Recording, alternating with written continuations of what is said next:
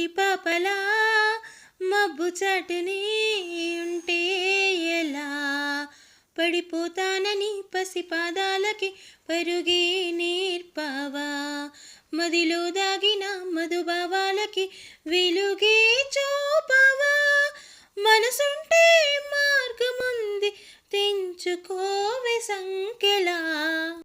Hi, అందరికీ నమస్కారం. ముందు పోస్ట్ చేసిన వీడియో చూసారా?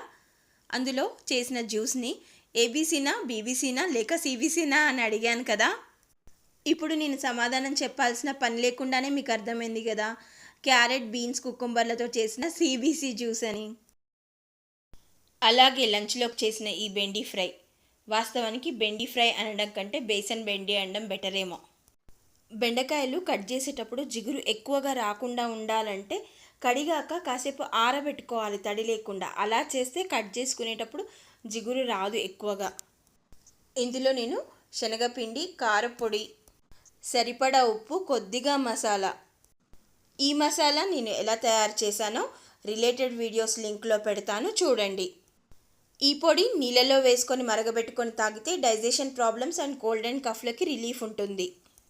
బెండకాయలకి ఈ పిండి ఆ మసాలాలు అద్దించి ప్యాన్లో వేసుకున్న తర్వాత ప్లేట్లో కొంచెం పిండి మిగిలింది కదా, అది నేను రెండో ట్రిప్లో వేయించుకునే బెండకాయలకు అద్దుదామని పక్కకు పెట్టాను. ఆ బౌల్లో చూపించిన మొత్తం ఆయిల్ వేయలేదు, సగమే వేశాను. ఇక ఈ బెండకాయలు ప్యాన్కి స్టిక్ అవ్వవని కాసేపు అలా వదిలేసి బ్రేక్ తీసుకున్నాను, ఒక 2 minutes. ఇదిగోండి, పావురం మళ్ళీ వచ్చింది. దగ్గరికి వెళ్ళి వీడియో తీస్తే ఎగిరిపోతుందని గ్లాస్ డోర్లోంచే తీశాను ఈసారి వీడియో. ఈ రెసిపీ చూశాక హెల్దీ వేలో చేశాను, నిజమని చెప్పారు అని నన్ను కాస్త కోప్పడి నొచ్చుకుంటారేమో. శనగపిండి ఉంది కదా, కొద్దిగా ఆయిల్ ఎక్కువగానే తీసుకుంటుంది. అయినా నా ఉద్దేశం హెల్దీ వే అంటే డీప్ ఫ్రై చేయలేదు అని. ఇక ఈసారి బెండకాయలకి అద్దిన పిండి మిగిలిపోతే పైనుంచి వేసేసాను మొత్తం.